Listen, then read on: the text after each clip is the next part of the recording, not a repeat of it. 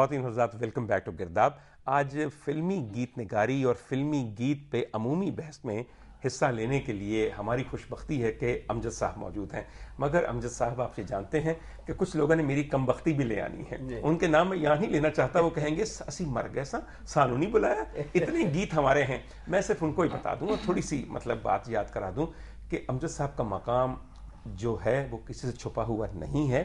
اور پھر دوسری بات ہے کہ ذاتی پسند اور ذاتی محبت اور ذاتی تعصب بھی تو کوئی چیز ہوتا ہے. اور کیا جنہوں نے نہیں پسند وہ اپنے پروگرام میں کسی اور کو بلا لیں. اور کیا سر، مگر ایک عرض کروں آپ کو، 1976 کی بات ہے کہ امجد صاحب کو ایک گولڈن چانس ملا.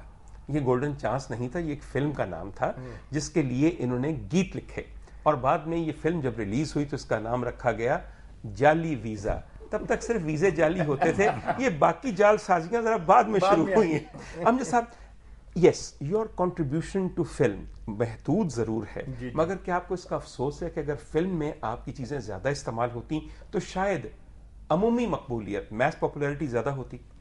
نہیں، میرے لیے یہ پاپولیرٹی کا مسئلہ ڈاکٹر صاحب اس لیے نہیں ہے کہ وہ چونکہ زندگی کے مختلف مرحلوں میں کسی نہ کسی حوالے سے رہی، اگر وہ نہ ہوتی تو شاید اگر میں صرف شاعر ہوتا تو ممکن ہے.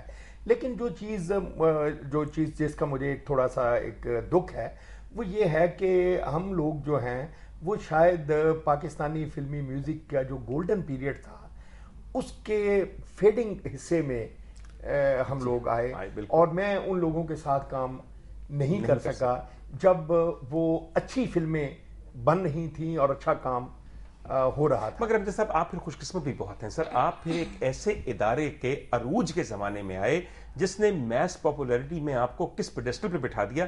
وہ ادارہ اب مرحوم و مغفور ہو چکا ہے اور ہم بڑا عرصہ پہلے اس کی فاتحہ پڑھ چکے ہیں. اور مجھے کہنے میں کوئی حرج نہیں، اس ادارے کا نام آپ بھی جانتے ہیں. ایک زمانے میں وہاں بڑی اچھی موسیقی بنتی تھی. سبحان اللہ، بالکل.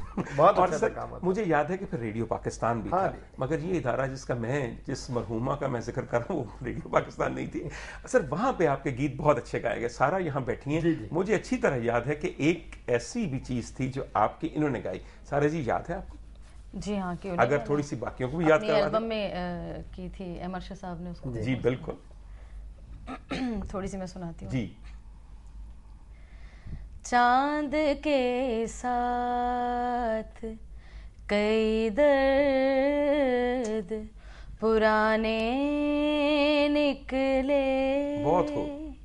چاند کے ساتھ کئی درد پرانے نکلے،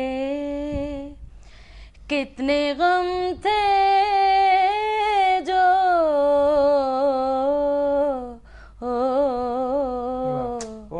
کتنے غم تھے جو تیرے غم کے بہانے نکلے، چاند کے ساتھ کئی درد پرانے نکلے.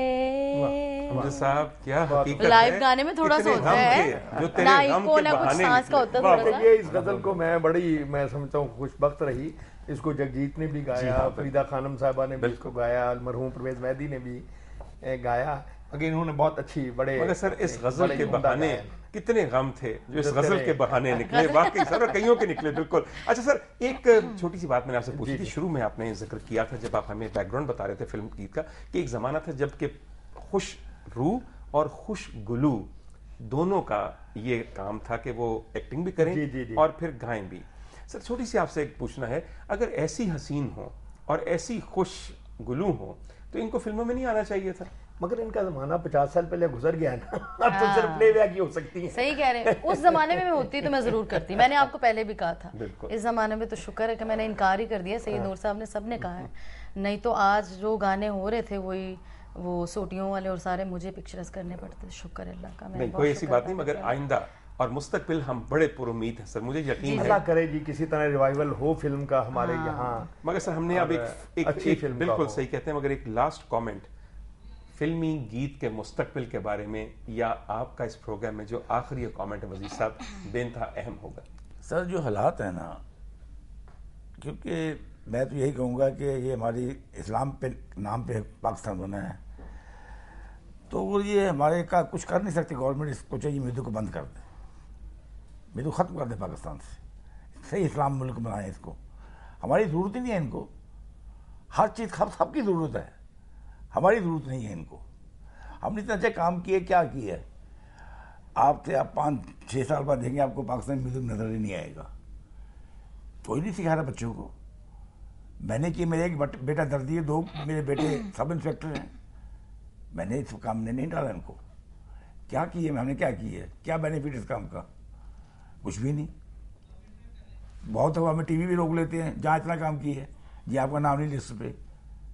تو کیا ہم نے کی؟ کچھ بھی نہیں کیا. اس میں کیا کمایا؟ اتنے بڑے میوزک ڈائریکٹر ہیں جن کو نوشاد صاحب جہاں کے 2 گانے ہٹ ہوئے زندگی کی روٹی مل جاتی ہیں. میرے تو 10 گانے انڈیا نے کاپی کیے ہوئے ہیں، میں آپ کو گنا سکتا ہوں. ابھی انہیں کو میں نے گوایا تھا،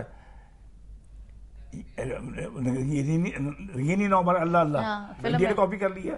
بالکل بوہے باری انڈیا نے کاپی کر لیا. بالکل بالکل کر لیا نا کاپی. تو کیا مجھے ملا؟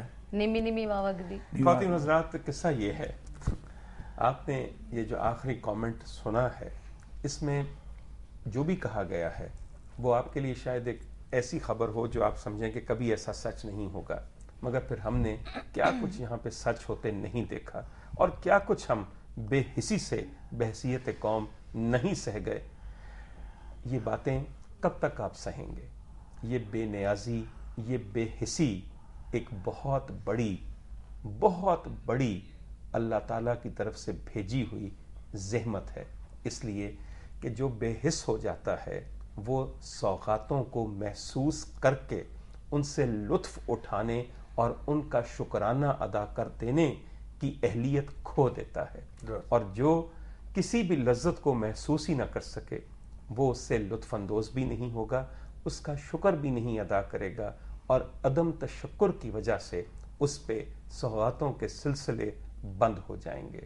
دعا کیجئے ہمارے ملک میں خوبصورت خیال، خوبصورت ذہن، خوبصورت چہرے، خوبصورت گلے، خوبصورت سینے ہمیشہ منور رہیں.